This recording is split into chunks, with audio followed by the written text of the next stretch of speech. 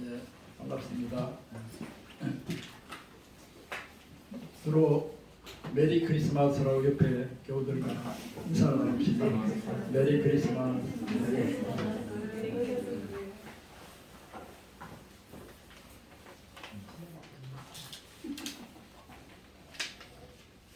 오늘 말씀 제목은 영광이요 평화로다 하는 제목으로 성탄 예배를 드리겠습니다. 늘 우리가 성탄절마다 대하는 말씀인데 다시 한번 우리 마음에 새기는 그런 은혜가 있기를 바랍니다. 1절, 2절을 보면은 예수님이 태어날 당시에 시대 상황이 기록되어 있습니다. 로마 황제 이름도 나오고 총독 이름도 나옵니다. 로마 황제가 온 천하를 상대로 명령을 내리면 각 지역의 총독들이 그 명령을 수행합니다. 그 당시 이스라엘의 왕은 헤롯이었지만은 본문을 볼 때에 수리아 총독의 지배를 받은 것을 알 수 있습니다. 그 무렵 로마 황제는 가이사 아구스도였습니다. 가이사라는 이름은 양아버지 율리우스 카이사르에서 온 것입니다. 원래는 백민 출신으로 이름이 우리가 잘 알듯이 가이우스 옥타비아누스였습니다. 가이사르가 BC 44년 3월 15일 브루투스에 의해서 암살당한 후에 양자인 옥타비아누스가 가이사르의 후계자로 세움을 받습니다. 그 이후로 옥타비아누스, 안토니우스, 레피투스 이 세 사람 간에 치열한 권력 다툼이 있게 됩니다. 안토니우스는 클레오파트라와 결혼까지 해서 옥타비아누스와 싸웠으나 패배하고 클레오파트라와 함께 자결한 사건은 유명한 사건입니다. 정적을 다 물리친 옥타비아누스는 BC 29년 나이 34세 때에 로마 황제 자리에 오릅니다. 지금까지 로마 황제는 세습제로 이어진 것이 아니라 공화제로서 원로원의 선출로 세워졌습니다. 그런데 옥타비아누스가 가이사르의 양자로서 세습하여 로마 황제가 됨으로써 그동안 유지되어 오던 공화제가 무너졌습니다.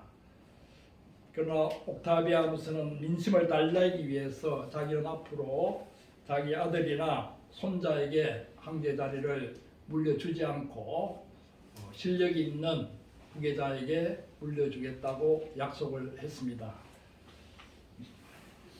다시 말해서 무너진 공화제를 회복하고 공화제로 다시 돌아가겠다는 선언이었습니다. 그때 옥타비아누스가 원로원에서 연설한 그 말이 유명합니다. 나는 근위만 가지고 권력은 여러분들에게 나누어 주겠습니다. 그러자 원로원 사람들이 열광을 하며 환호했습니다. 옥타비아누스가 그러한 혁명적인 선언을 했다고 해서 원로원에서 아우구스투스, 성경에는 아구스도라고 되어 있는데 아우구스투스라는 별명을 붙여 올렸습니다. 존칭을 붙여 올렸습니다. 아구스도는 영어의 authority와 연결이 되는 단어인데 권위자라고 하는 뜻이고 거룩한 자라고 하는 뜻입니다. 무력이나 권력에 연연하지 않고 그것을 초월해 있는 성스러운 자라는 뜻입니다. 가이사라는 이름에는 황제 자리를 대대로 이어가겠다는 야심이 들어 있는 반면에 아구스도라는 이름에는 권력에 욕심을 부리지 않겠다는 뜻이 들어 있습니다. 그래서 가이사 아구스도 이 이름 자체에 모순이 있는 셈입니다. 근데 그가 수십 년 동안 정치를 해온 것을 보면은 아구스도도 아구스도라는 이름보다는 가이사라는 이름에 충실했음을 보게 됩니다. 자기 아들이나 손자에게 절대로 황제 자리를 물려주지 않겠다고 선언한 그였지만은 말년이 되자 마음이 달라졌습니다. 친아들이 없던 그는 외손자에게 황제 자리를 물려주려고 했습니다. 예수님이 태어날 이 무렵에 가이사 아구스도는 15세인 자기 외손자 가이우스와 동생 루키우스를 위해서 예정 집정관이라는 자리를 억지로 만들어 앉혔습니다. 유벤투스라는 소년단을 조직해서 외손자 둘을 총재와 부총재 자리에 앉혔습니다. 그러면서 하는 말이 자기 외손자들이라서 그러는 것이 아니라 자기가 보니까 정말 실력이 있어서 세우는 것이라고 변명을 했습니다. 요즘 교회 세습과 관련해서 논쟁이 있을 때 물론 목사님이 내 아들이라서 세우는 게 아니라 정말 실력이 있어서 세우는 것이다. 여러분이 복받은 것이다. 라고 변명하는 것과 비슷합니다. 권력에 집착하지 않겠다고 공언하던 것도 결국 말년에 이르러서는 초조해하며 권력을 세습하기 위해서 술수를 부리게 됩니다. 바로 그럴 무렵에 가이사 아구스도는 천하로 호적을 하라는 명령을 내립니다. 이때가 BC 8년경입니다. 아구스도는 황제로 있는 동안에 3번에 걸쳐서 인구조사를 했습니다. 한 번은 즉위하자마자 BC 28년에 그리고 BC 8년 그리고 AD 14년 그렇게 3번 실시했습니다. 로마 시대 인구 조사를 실시하려면 그 범위가 엄청나게 넓기 때문에 보통 3, 4년은 걸립니다.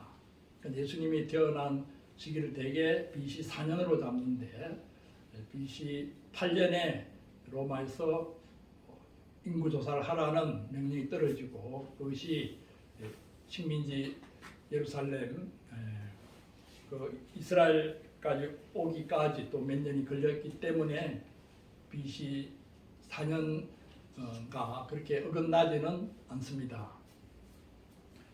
아구스도 이전에는 인구조사라고 하면은 17세 이상의 로마 시민권을 가진 남자들의 수와 자산만을 조사했는데 아구시대 때 와서는 여자와 어린이 그리고 노예까지도 모두 조사 대상이 되었습니다. 인구조사는 잘 알듯이 로마 제국을 효과적으로 통치하기 위한 그러한 수단으로 특히 세금을 철저하게 매기기 위해서 실시되었습니다. 한 사람 한 사람의 행편을 돌아보고 그 사람을 어떻게 도울 것인가 그런 목적으로 인구조사를 한 것이 아니었습니다. 1절에 아구스도의 그 호적 명령은 어떻게 보면은 로마가 안정되었다고 하는 그러한 뜻이기도 합니다. 전쟁 때는 인구조사를 실수할 수도 없거니와 별 의미도 없습니다. 천하로 다 호적하라 이 명령이 떨어졌다는 것은 로마 전체가 평화의 시대가 도래했다는 의미입니다. 그래서 로마 사람들은 인구조사 명령이 떨어지면 평화의 시대가 도래한 것을 알고 기뻐했습니다. 사실 아구스도 지사 동안에는 전쟁이 거의 없었습니다.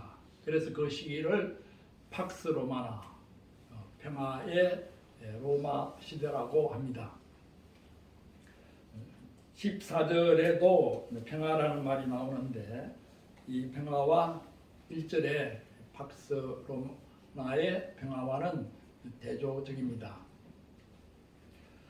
연구조사가 로마 사람들에게는 평화 시대를 의미할지 모르지만은 식민지 사람들에게는 더 많은 세금이 부과되는 억압과 착취를 의미합니다.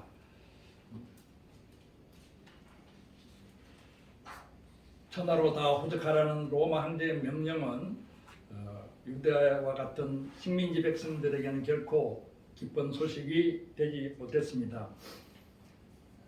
명령을 어기면 어떤 처벌을 받을지 몰라서 울며 겨자 먹기로 각각 고향으로 호적을 하러 가야만 했습니다. 요셉도 다윗의 집 족속이므로 갈릴리 나사렛 동네에서 유대를 향해서 베들레헴이라 하는 다윗의 동네로 약혼한 마리아와 함께 호적하러 올라갔습니다. 거기 있을 그때에 해산할 날이 차서 맏아들라 강보로 사서 마구간 구유에 누웠습니다. 그 이야기가 넣인 것을 보면은 요셉과 마리아는 마구간을 거처로 삼은 것을 알 수 있습니다. 유대의 마구간은 우리가 생각하는 그런 마구간이 아니라 동네 뒤편에 그 바위 산에 동굴을 파서 만든 그러한 마구간입니다. 전국에 흩어져 살고 있던 다윗의 후손들이 워낙 많아서 베들레헴 그 집에는 사람들이 가득 찼습니다. 이런 와중에 마구간을 거처로 삼은 것도 다행스러운 일이라 아니할 수 없습니다. 흔히 질서를 해석할 때 야박한 인심만 이야기하는데 마구간이나마 내어준 따뜻한 인심도 있었다는 것을 우리가 유념할 필요가 있습니다. 이웃을 위해서 크게 도와주지는 못해도 마구간이나마 내어주는 작은 인심들이 모여서 그래도 이 사회가 유지되고 있습니다. 마구간을 내어준 주인은 자기도 모르게 하나님의 역사에 쓰임을 받았습니다. 우리도 어려운 이웃에게 따뜻한 마음으로 작은 도움이나마 베풀 때에 우리도 알지 못하는 사이에 하나님의 역사에 쓰임 받을 수 있습니다. 오늘 본문에서 1절과 7절이 너무나 극적인 대조를 이루고 있습니다. 1절에 가이사 아구스토는 천하의 권력을 손에 쥐고 화려한 황궁에 살고 있습니다. 세상의 구주요 왕으로 오신 예수 아기는 지금 로마 식민지 이름도 잘 알려져 있지 않은 작은 마을 마구간 구유에 강보에 쌓여 누워 있습니다. 하지만 구유에 누운 아기가 장차 자라나서 세운 나라는 가이사 아구스토의 나라를 이기고 승리했습니다. 지금은 아무도 가이사 아구스토를 칭송하지 않고 그의 생일이 언제인지 기억도 하지 않습니다. 그러나 구유에 누인 왕은 지금도 여전히 칭송을 받고 있습니다. 오늘 본문에서 가이사 아구스토가 막강한 권력으로 종족들을 움직이고 천하 사람들을 움직이며 세상 역사를 다스리고 있는 것 같지만 사실은 하나님께서 그 모든 세상 역사 배후에서 주관하고 계심을 우리가 알 수 있습니다. 베들레헴에서 그리스도가 태어나실 것이라는 구약의 말씀을 이루는데 로마 황제 가이사 아구스토도 부정적이기는 하지만은 그래도 쓰임을 받았습니다. 또한 수리아 총독 구레뇨도 쓰임을 받았습니다. 무엇보다 요셉과 마리아가 크게 쓰임을 받았습니다. 거기 있을 그때에 바로 그때에 그 상황에 있게 된 것은 얼핏 보기에는 세상 역사에 떠밀려서 어쩔 수 없이 그렇게 된 것 같습니다. 그때 거기 있게 된 것은 여러 가지 운명적인 상황과 생활의 어려움 때문에 꼼짝할 수 없는 그런 상황인 것 같습니다. 하지만 그런 운명적인 또 굉장히 어려운 거기 있을 그때에 하나님의 역사는 이루어졌습니다. 우리는 지금 여기에 있게 된 상황에 대해서 어떻게 생각하고 있습니까? 어쩔 수 없이 운명적으로 지금 이런 형편에 있다고 부정적으로 생각하고 있습니까? 경제적인 어려움으로 어쩔 수 없이 이런 형편에 있다고 생각하고 있습니까? 부모를 잘못 만나 지금 이런 형편에 있다고 어쩔 수 없이 생각하고 있습니까? 다른 사람들이 알아주지 않아서 내가 지금 이런 상황에 있다고 생각합니까? 학연과 지연이 없어 자신이 이런 형편에 있다고 생각합니까? 그게 그때 있었게 된 것은 지금 여기에 우리가 있는 것은 환경과 조건에 매여서 이해할 수 없는 운명에 떠밀려서 그렇게 된 것이 아닙니다. 거기 있을 그때에 하나님의 역사는 이루어졌습니다. 우리가 지금 있는 여기에서 우리가 운명적이라 생각하기 쉬운 지금의 환경과 조건 속에서도 하나님의 역사는 이루어집니다. 저도 살아오면서 여러 어려운 상황들을 만나서 운명적이고 부정적인 생각을 할 때가 많았지만 바로 거기 있을 그때에 하나님의 역사가 이루어진 것을 많이 체험했습니다. 거기 있을 그때에 하나님의 역사가 이루어졌고 또 이루어질 것을 믿은 신실한 사람들이 이스라엘 역사의 참혹한 어둠 가운데서도 하나님께서 약속하신 메시아 세상에 구주가 오실 것을 바라고 기다렸습니다. 본문에 나오는 목자들 역시 거기 있을 그때에 자신들의 처지를 또 자신들의 운명을 비관적으로 생각했을 것입니다.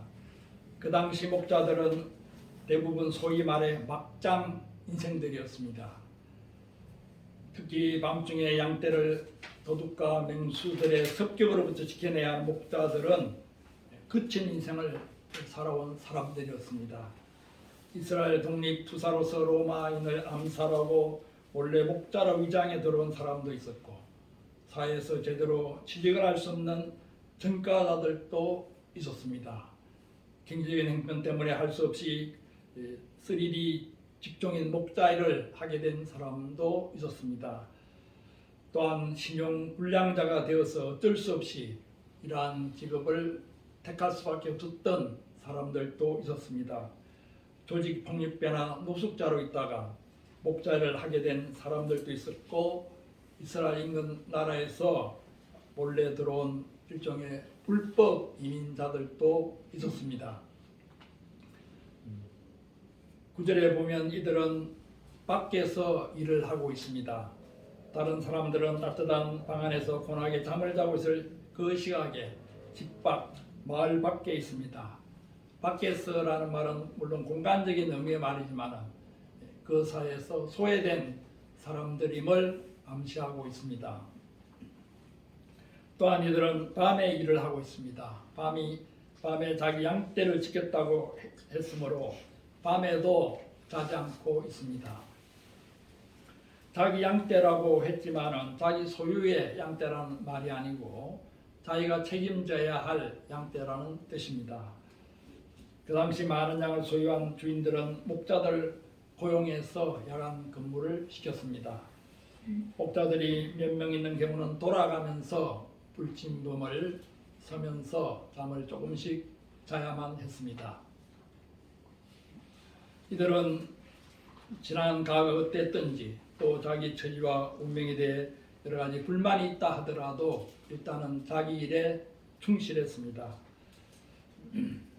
주인에게 고용되어서 밤새도록 양떼들을 지키는 목자들은 한시도 긴장을 늦출 수 없었습니다. 잠시 한눈을 팔다가는 도둑이 와서 양을 훔치기도 하고 또 강도로 돌변해서 해치기도 할 것입니다. 또한 야생에서 먹이를 구하지 못한 사나운 짐승들이 마을로 내려와서 양떼들을 습격할 수도 있습니다. 그 지역의 목자들이 밤에 밖에서 자기 양떼를 지키더니 이 8절의 말씀은 얼핏 보기에는 평화롭고 목가적인 장면 같지만은 실은 목숨을 걸고 생존을 위해서 분투해야 하는 치열한 삶의 현장입니다. 바로 이러한 치열한 삶의 현장에 은혜롭게도 하나님의 영광이 나타났습니다. 주의 사자가 곁에 서고 주의 영광이 그들을 두루 비치매 크게 무서워하는지라. 두루 비치는 주의 영광의 빛 속에서 무서워 떨고 있는 목자들에게 천사가 말했습니다.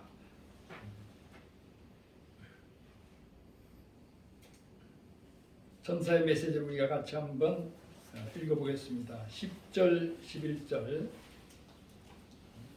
시작. 천사가 이르되 무서워하지 말라. 보라, 내가 온 백성에게 미칠 큰 기쁨의 좋은 소식을 너에게 전하노라. 오늘 다윗의 동네에 너희를 위하여 구주가 나셨으니 곧 그리스도 주시니라.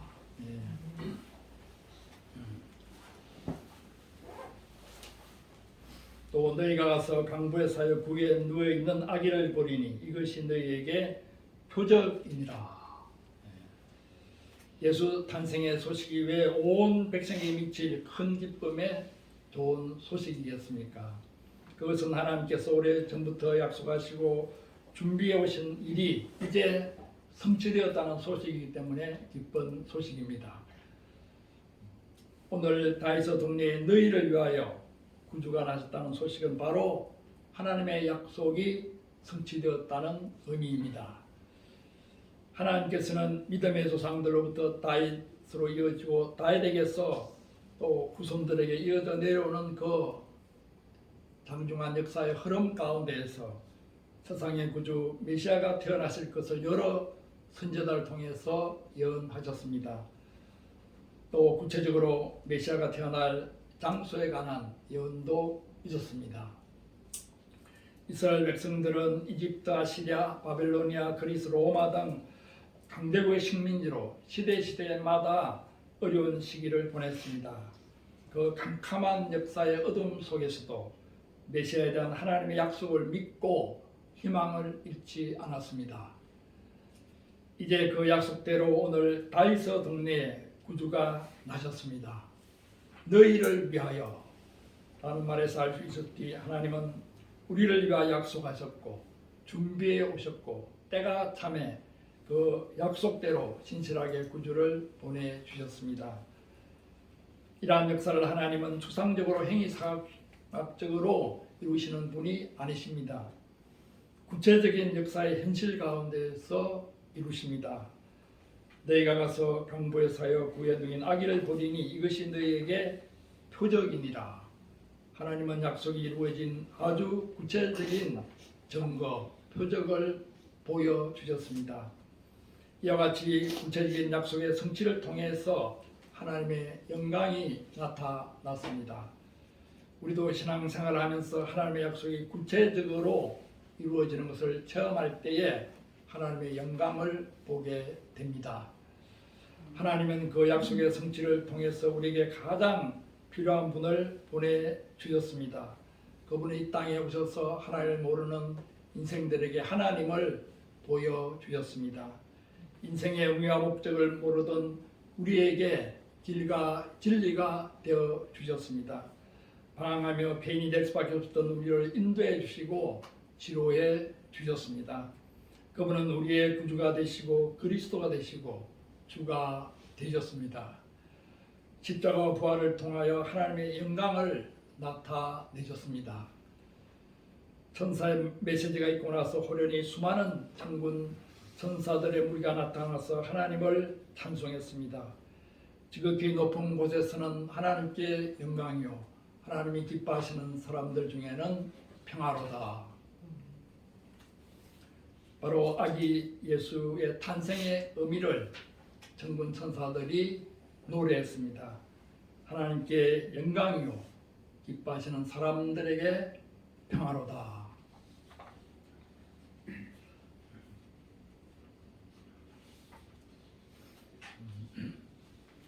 평화로다 할 때에 그 평화는 헬라어로 에이레나라고 하는데 히브리어로는 살롬입니다.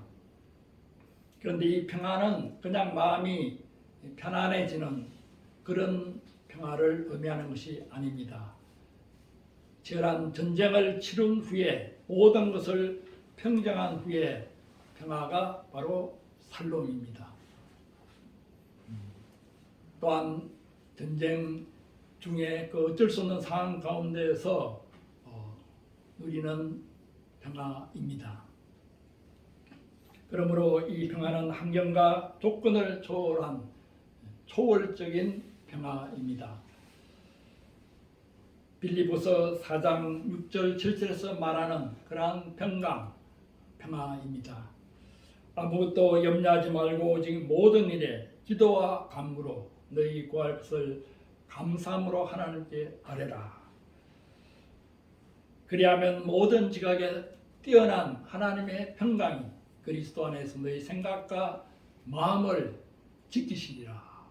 모든 지각에 뛰어난, 어떻게 논리적으로 이성적으로 설명할 수 없는 그 상황 가운데, 그 조건과 환경 가운데에서는 절망할 수밖에 없고 정말 분통할 수밖에 없지만 그런 상황, 그것들을 다 뛰어넘어서 초월적인 놀라운 평강이 그리스도 안에서 우리 마음과 생각을 지켜주신다고 했습니다.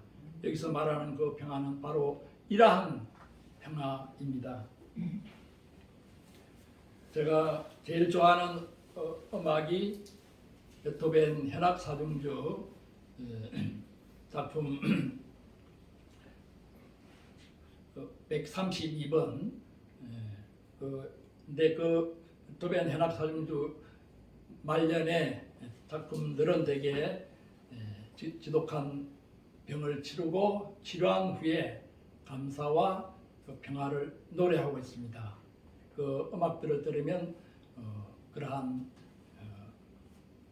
투병 중의 평화, 질병을 치료한 후의 평화를 느낄 수 있습니다.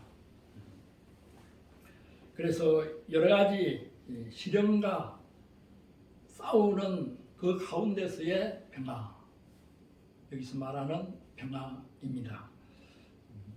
지금 코로나로 인해서 정말 전 인류가 어려운 상황 가운데 처해 있습니다. 이런 시련 가운데서 또 주어지는 평화가 바로 오늘 본문에서 말하는 평화요 평강입니다.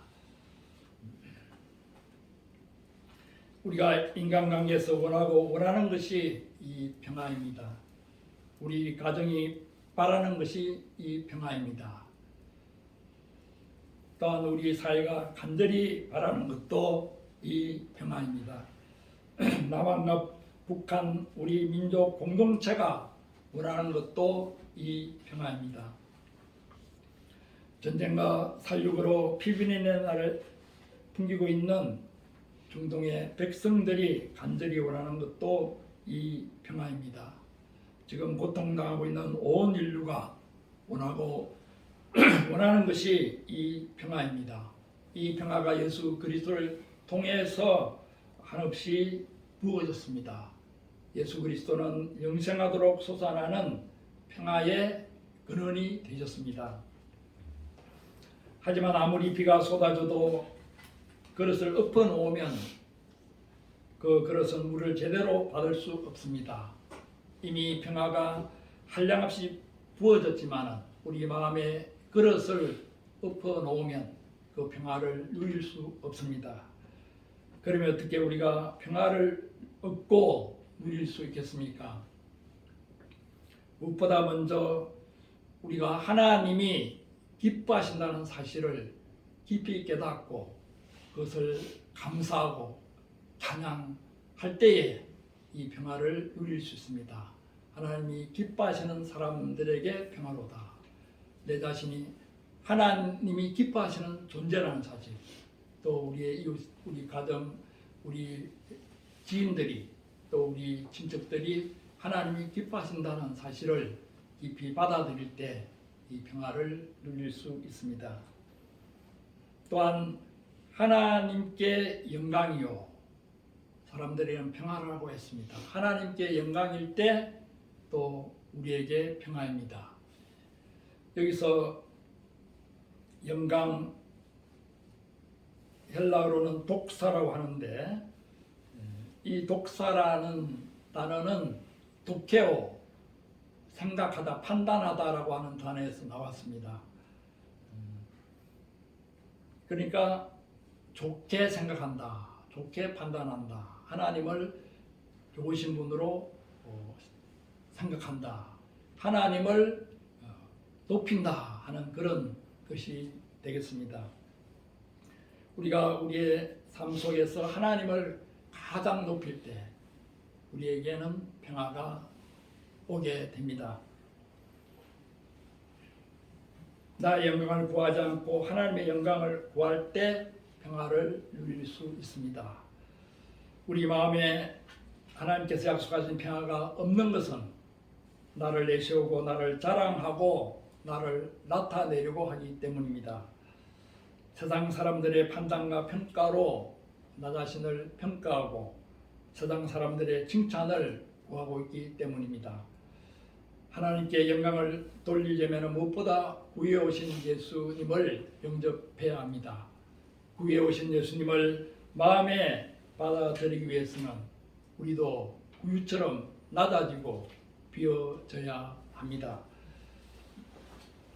자꾸만 남을 누르고 높아지려는 가이사 아우구스토의 원리대로 살려고 하는 데서 우리가 방향 전환을 해서 말구유의 원리대로 한없이 낮아지는 삶을 연습해야 합니다.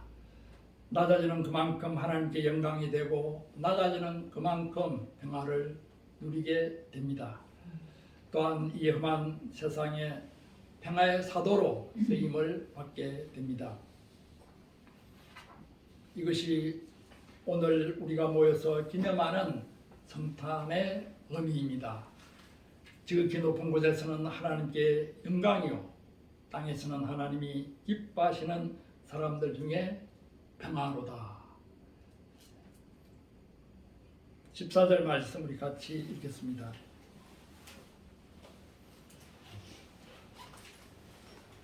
시작. 지극히 높은 곳에서는 하나님께 영광이요 땅에서는 하나님이 기뻐하시는 사람들 중에 평화로다 합니다. 오늘 말씀을 마음에 새기면서 묵도드리겠습니다. 묵도하겠습니다.